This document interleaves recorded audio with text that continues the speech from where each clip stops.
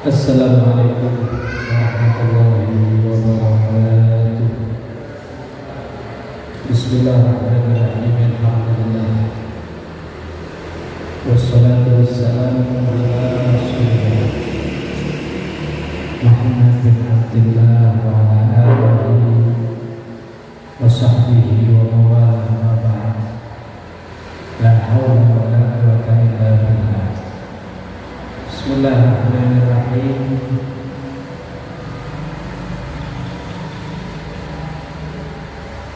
An Abil Abbas Abdullah bin Abbas radhiyallahu anhu. Hadis riwayat dari Sayyidina Abdullah bin Abbas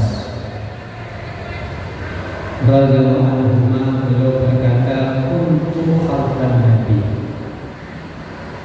Satu ketika saya berada di belakangnya Nabi. Yauman, suatu hari.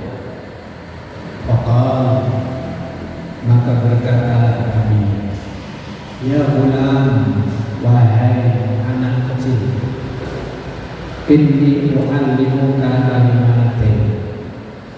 Aku akan ajarkan kepada kamu beberapa kalimat. Ihfadillah yahfadka." Yang pertama, jaga Allah. Artinya jaga diri kamu daripada durhaka kepada Allah. Kenapa? Yahfadka, maka Allah akan menjaga kepada kamu. Ihfadillah tajidhu tujah, dan juga jagalah kepada Allah, selalu taatilah kepada Allah. Tajidhu tujah, maka kamu akan temukan Allah di depan atau di hadapan kamu. Jadi kalau kita mau menjaga diri dari menyalahi aturan Allah, maka Allah akan menjaga semua urusan kamu, termasuk fisik, harta, semuanya akan dijaga sama Allah. Dengan syarat satu, jaga diri kamu jangan menciderai kepada Allah. Berarti maknanya kalau kamu menciderai Allah, bermaksiat kepada Allah, seakan-akan kamu tidak butuh kepada penjagaan Allah kepada kamu terkait harta, fisik, kesehatan, dan sebagainya. Demikian senantiasa jaga diri kamu untuk selalu jangan sampai meninggalkan perintahnya Allah. Kalau sudah perintah, sekalipun nafsunya kamu tidak puas, jangan ikuti nafsu, ikuti perintah Allah. Kalau seperti itu gaya hidup kamu, tajidhu tujah, maka kamu akan temukan Allah selalu di depan kamu. Artinya, kalau kamu selalu menjaga kepada perintahnya Allah, tidak pernah meninggalkan perintah-perintahnya Allah, di saat tersempit satu masalah, kamu akan selalu menemukan solusinya.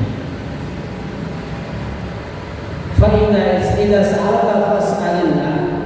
Kalau kamu minta, mintalah kepada Allah. Ini bahasa ini bukan secara hakiki. Wa idza sta'anta fasta'in billah.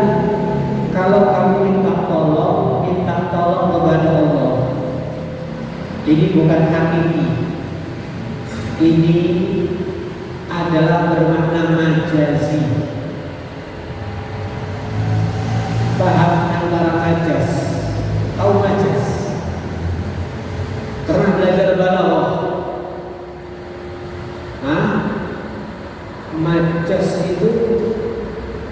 kalimat itu maknanya tidak diwujudkan secara makna hakiki. Saya kasih gambaran. Kalau ada orang bilang, ini loh, siapa? Ini adalah singa podium. Itu kira-kira yang Anda pahami, itu singa kakinya 4 punya taring, makanannya ikan atau manusia? Halo? Singa podium itu apa? Manusia atau kakinya 4? Itu namanya majas. Lafaz yang diungkapkan akan tapi tidak dimaksud daripada maknanya hakiki. Saya dipahami. Al-Quran itu datang banyak dengan berupa majas. Makanya kalau Anda memahami ayat, tidak paham yang namanya balaghah antara hakikat sama majas, nanti akan terjadi banyak kekeliruan. Iya, nanti akan terjadi banyak kekeliruan. Dulu gini, perhatikan. Di zaman Nabi itu ada sahabat itu buta. Ada seorang sahabat apa? Buta. Kemudian turun ayat, "Faman kana fi hadhil a'ma." Siapa orang yang ketika di sini di dunia dia buta, maka nanti di akhirat dia akan lebih buta wa adallu sabila. Selain dia lebih buta, maka dia akan sesat. Maka ayat itu benar-benar menyinggung perasaan orang buta. Soalnya siapa orang yang hidup di dunia buta, di akhirat dia lebih buta dan akan menjadi lebih sesat. Maka akhirnya dia datang kepada Nabi, "Ya Rasulullah, saya itu dikasih sama Allah ujian buta, saya berusaha untuk sabar. Namun ketika ayat itu turun, seperti saya kehilangan harapan sabar saya."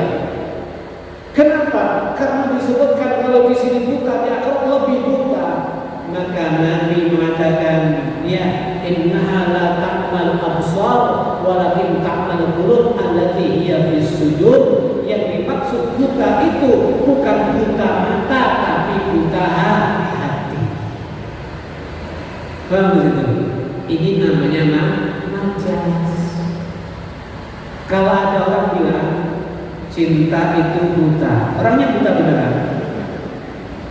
Halo? Orangnya buta beneran beneran? Hah? Loh, saya ini kok buta sampai gara-gara saya mencintai Sumiati misalnya? Bukan. Ketika dia mencintai Sumiati, seakan-akan buta. Di dunia ini nggak ada yang lebih cantik daripada Sumiati. Walaupun disodorkan siapa wanita yang cantik, enggak. Kalau nggak Sumiati saya nggak mau kawin.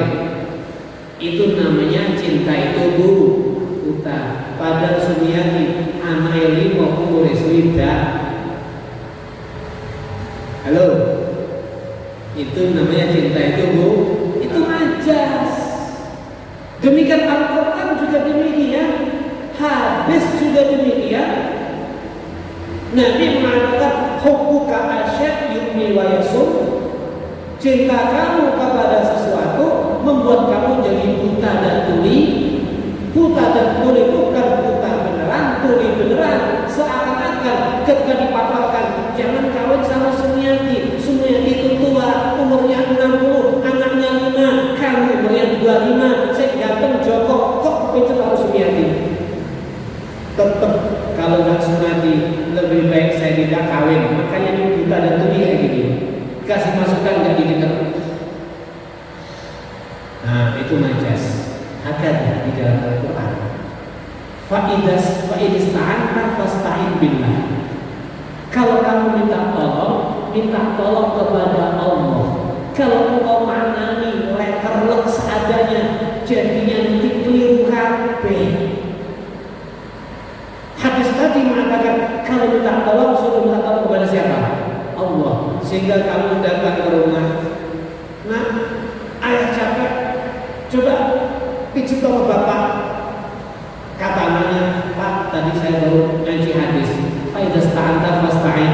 Billah, lek capek jadi pijet karo Allah mawon. Halo. Le, tukang rokok le. Pak Ida standar rasain Billah. Pak, kalau minta tolong pada siapa? Rusak kabeh itu Pak. Itu secara Pak, ini tidak bisa kita manipulasi. Allah itu memberi rezeki kepada kita, benar. Allah itu wa ma min dabbatin fil ardi illa 'ala Allahi rizquha. Tidak ada hewan yang melata di atas dunia kecuali rezekinya udah dijamin sama Allah. Tapi pernah enggak ada itu terima rezeki langsung daripada Allah? Kau bisa mana? Mari ngumpul duit kepada Allah. Allah memberikan rezeki kepada kamu melalui perantara, mungkin orang tua kamu, mungkin saudara kamu, mungkin paham di sini ya? Oleh karena daripada itu tidak dianggap keliru kalau seandainya kita minta tolong kepada orang, kita bukan berarti minta tolong kepadanya. Orang itu menjadi perantara kita untuk kita minta tolong kepada Allah. Coba tolong saya diambilkan sandal, ini tidak keliru. Demikian mungkin Anda berkata kepada orang yang soleh. Orang soleh menjadi perantara Anda untuk pertolongan kepada Allah. Itulah yang dilakukan oleh Sayyidina Umar ibn Khattab. Ketika terjadi hujan, beliau tidak langsung memohon kepada Allah. Beliau bertawasul dengan Sayyidina Abbas bin Abdul Muttalib. Bukan berarti minta tolong sama Sayyidina Abbas, tapi berperantara dengan Sayyidina Abdul Muttalib. Hakada yang dilakukan oleh orang Yahudi. Bahkan disebutkan di dalam Al-Quran, ketika sebelum datang Nabi Muhammad, orang Yahudi berperang melawan orang-orang yang memusuhi kepadanya. Maka apa kata orang Yahudi? Ya Rab, dengan Nabi yang disebutkan dalam kitab Taurat akan diutus di akhir zaman, berikan kepada kami kemenangan melawan kepada musuh kami. Allah berikan kemenangan karena benar di akhir zaman yaitu Nabi Muhammad SAW dan yang lainnya. Baik, wa'lam annal ummah, perhatikan seandainya umat ini lawistama'at ala ayanfa'uka bisyai'in, kalau seandainya dia berkumpul menjadi satu, ala ayanfa'uka, untuk memberikan manfaat kepada kamu, bisyai'in, dengan sesuatu, lam yanfa'uka illa bisyai'in qad kataballahu lak, maka dia tidak bisa memberi manfaat kepada kamu kecuali sebatas sesuai kadar daripada manfaat yang sudah dicatatkan oleh Allah untuk kamu. Walau istamu ala ayyaduruk, kalau seandainya mereka semuanya berkumpul untuk membahayakan kepada kamu, bisa ilamnya berbuka, maka dia tidak akan bisa memberikan bahaya kepada kamu ila bisyai'in katabahu Allah alaih, kecuali bahaya yang telah dituliskan kepada kamu. Rufi'atil aqlam wa jaffatis suhuf, telah diangkat catatan takdir kita, wa jaffatis suhuf, dan buku catatan sudah menjadi kering. Rawahu Tirmidzi wa qala haditsun hasanun sahih. Hadirin yang dirahmati Allah Subhanahu wa taala, kalau melihat daripada hadis ini, perhatikan, tidak ada yang terjadi kepada kita kecuali sudah ada catatannya. Tidak ada madarat yang menimpa kepada kita kecuali sudah ada catatannya. Lantas ketika kita dengar hadis ini, bolehkah seandainya kita berpangku tangan, tidak perlu berusaha mentaati Allah dengan dalil hadis tersebut? Kalau saya catatannya masuk surga, toh walaupun saya bermaksiat akan masuk surga. Kalaupun saya catatannya masuk neraka, Benar nggak ini? Nggak benar sama sekali.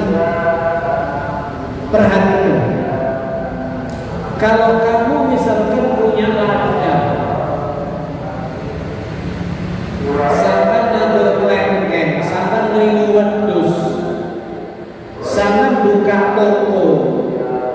Kalau seandainya tidak pernah dirawat, wedusnya diumbar ganti, pernah diintip, dijemur, disambali, dicarikan makan minum di tempat main coba, toko atau dibuka dan sebagainya, kira-kira bisa nggak panen? Halo, bisa nggak panen? Hah? Bisa nggak? Kau kata kayak kita panen. Ini masih urusan dunia. Lantas bagaimana kalau seandainya kamu berharap akhirat, berharap surga, nggak ada upaya daripada kamu untuk nurut kepada Allah, langsung berkata kalau takdirnya surga ya surga, ya nggak bisa.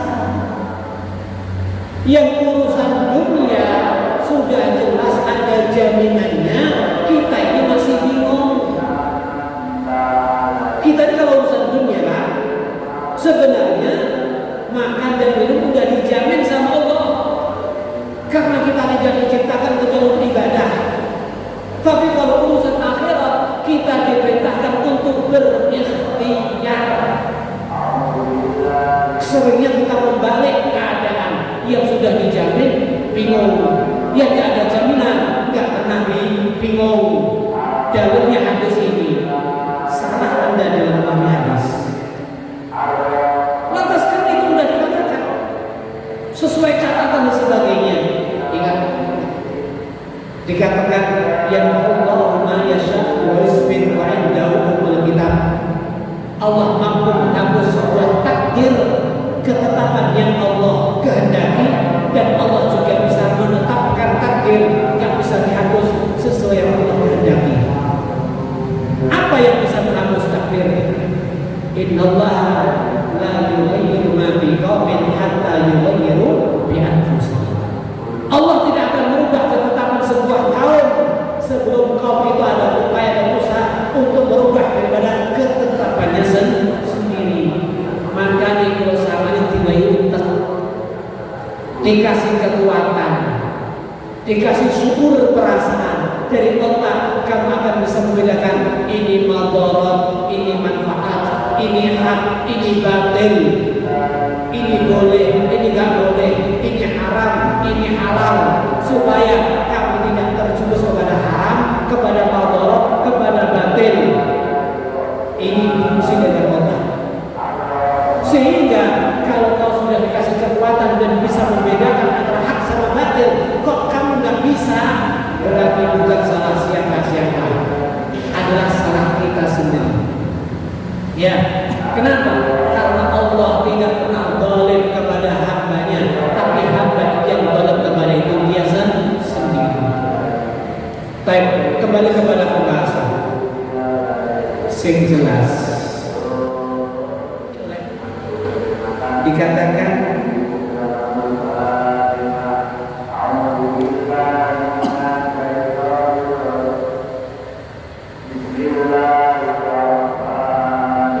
man hafidhallahu fi sibah wa sidarihi hafidhallahu fi kibarihi wa man ta'u bi sam'ihi wa basarihi. Tegasnya siapa orangnya menjaga diri dari maksiat kepada Allah sejak dini, sejak kecil, maka Allah akan menjaganya dia di waktu usia tua, dan Allah akan memindahkannya di usia tua pandangan dan telinganya. Kita ini maaf, seringnya maksiat itu dengan mata dan telinga. Mata telinga itulah yang merusak pada hati. Ada orang terjerumus kepada perzinahan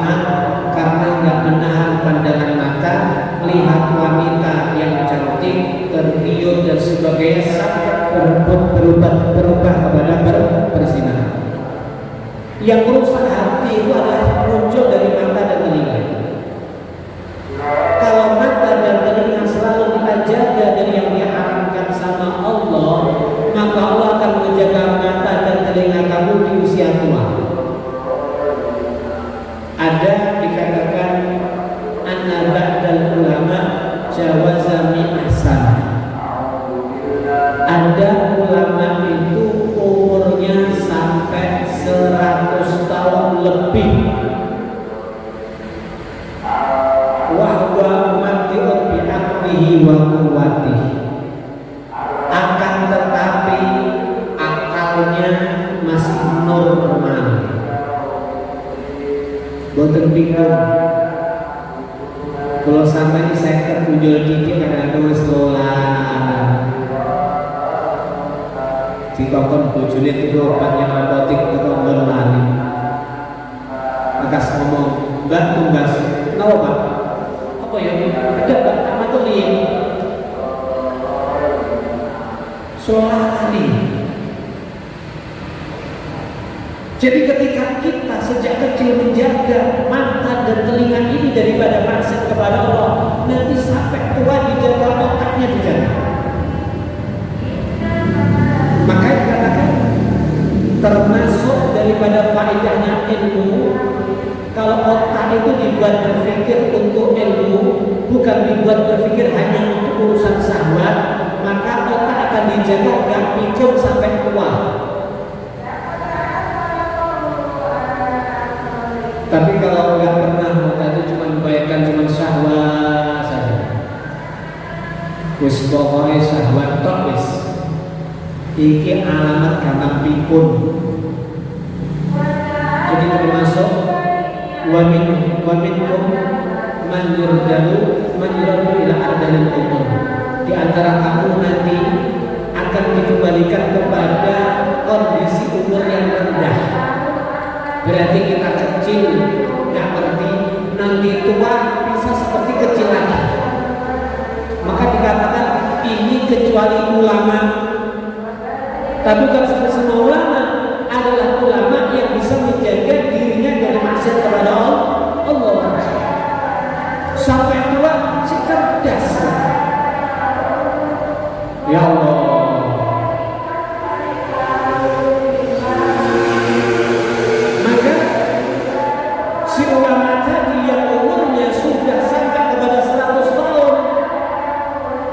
Masih normal, telinganya normal, matanya normal. Ditanya kok bisa? Apa jawabnya? Seperti aku menjaga mata, telinga daripada maksiat kepada Allah di waktu kecil, maka Allah menjaganya dari kerusakan di waktu tua. Bahkan ada seorang ulama namanya Al-Imam Qadhi Abu Tayyib.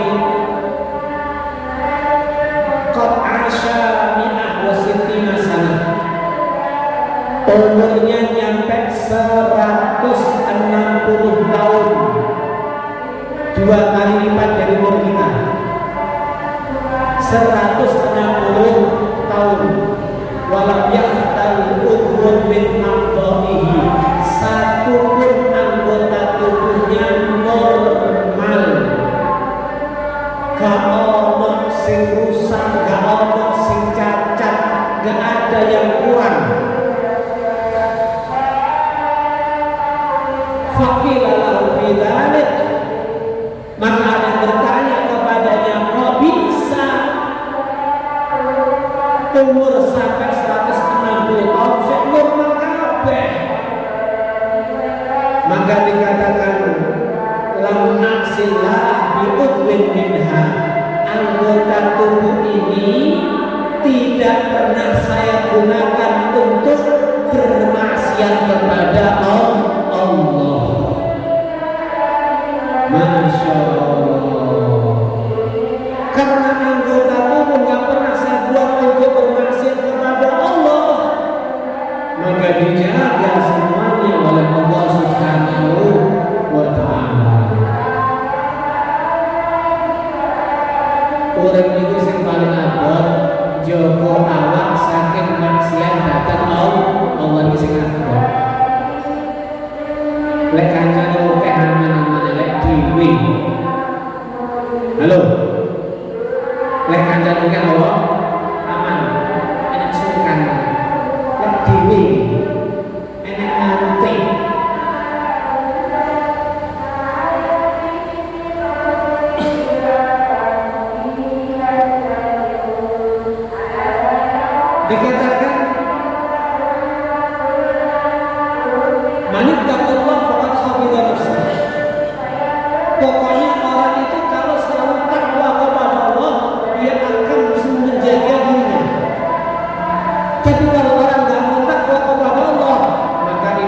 menjaga dia.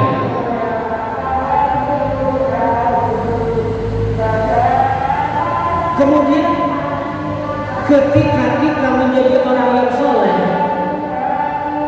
kadang-kadang yang dijaga bukan sekedar kita dan beberapa keturunan kita. Apa dalilnya? Di dalam surat Al-Kahfi Allah katakan, wa kana abuhuma sholihah. Ketika Nabi Musa sama Khidir masuk kepada satu kampung, minta untuk dijamu, ditolak, diusir, bertamu, ditolak, diusir. Ada satu bangunan yang boyong, maka ditegakkan sama mereka berdua.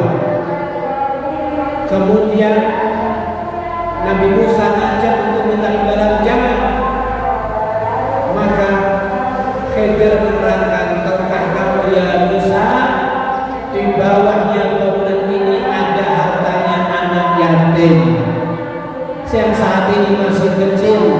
Kalau hari ini segera roboh, harta naik menjadi rampasan, akan menjadi rebutan masyarakat. Yang punya harta masih kecil nggak bisa mengamankannya. Terus ya kita tegakkan harapannya roboh ketika anak yatim sudah besar. Berarti Khidir dapat perintah dari Allah untuk menjadi perantara menjaga keamanan harta si yatim. Pertanyaannya, apa amal si yatim sehingga Allah menjaga hartanya? Yatim ini belum pernah beramal. Nabi mengatakan, Rufi'ul qalam 'anis salas, catatan amal itu tidak diberikan kepada si yang melakukannya untuk 3 orang. As-sabi hatta yablugh, anak kecil kalau belum balik beramal soleh, tidak ada di dalam buku catatannya, tapi diberikan sama orang tuanya. Berarti belum punya jasa. Lantas kenapa Allah menjaga hartanya si yatim? Kan belum punya jasa, belum punya amal soleh. Dikatakan wa kana abuhuma sholihah, walaupun dia belum beramal, tapi ayahnya adalah orang soleh. Karena ayahnya orang soleh, maka orang soleh itu dijaga, hartanya dijaga, dan harta anak cucunya juga dijaga oleh Allah Subhanahu wa Ta'ala. Bahkan ahli tafsir mengatakan yang dimaksud ayahnya orang soleh bukan anak ayahnya anak yatim itu pas, tapi apa? Ayahnya anak yatim yang ketujuh. Yatim punya ayah, ayahnya punya ayah lagi, punya ayah lagi, ayah lagi, sampai yang ketujuh. Itu adalah orang yang soleh. Berarti orang itu kalau soleh, artinya soleh itu apa? Dia tidak pernah maksiat kepada Allah. Dia memenuhi haknya Allah. Dia memenuhi hak daripada harta Allah. Maka hingga 7 keturunan akan dijaga oleh Allah Subhanahu wa Ta'ala.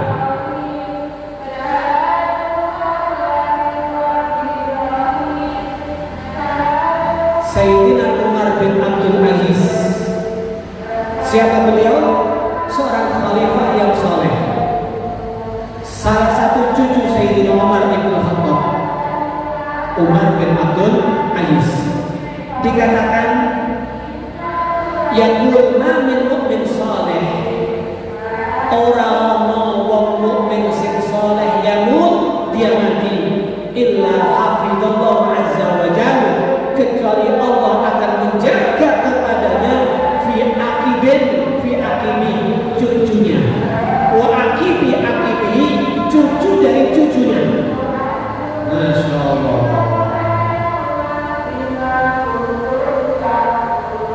Maka daripada itu, sebagian ulama mengatakan innallaha la yahfaz birrajuli salih waladahu, dengan sebab orang saleh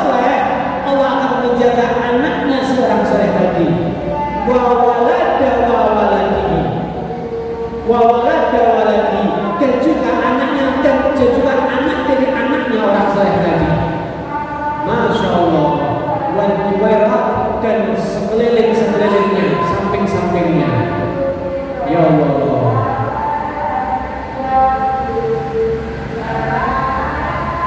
Dan yang jelas, ya, yang jelas kalau Anda menjaga diri Anda dari maksiat kepada Allah, maka Anda akan dijaga sama Allah.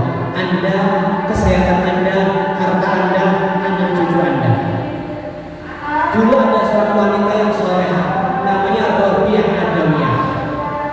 Ketika ada maling masuk rumahnya, diambil semua hartanya, maka digendong keluar. Dia lihat rumah ini seperti gak ada pintu. Tapi ketika hartanya diturunkan, maka pintunya kelihatan. Kemudian sang maling hartanya diangkat lagi mau dibawa keluar, rumah gak ada pintu lagi. Maka ada suara yang mengatakan, ya, in kana al-muhibbu na'iman fa kana al-mahbubu yaqulu. Hei maling, kalau seandainya sang pecinta dia tidur, maka yang dicintai siapa? Allah Subhanahu wa taala. La ta'khudhuhu sinatu wa la naum. Allah tidak pernah dibuat ngantuk, apalagi tidur. Senantiasa akan menjaga kepada orang-orang yang mencintai kepada Allah Subhanahu wa taala. Jelasnya, jadi jangan durhakai Allah. Lek pengen kita dijaga, tak lek sangat pengen lah dicoba, terus ngomong ketnes. Halo, terus ngomong ketnes. Ya, celoko ya aku dewi, gimana butuhmu dewi. Ya, insyaallah. Semoga Allah berikan kekuatan kepada kita untuk selalu bisa mentaati Allah Subhanahu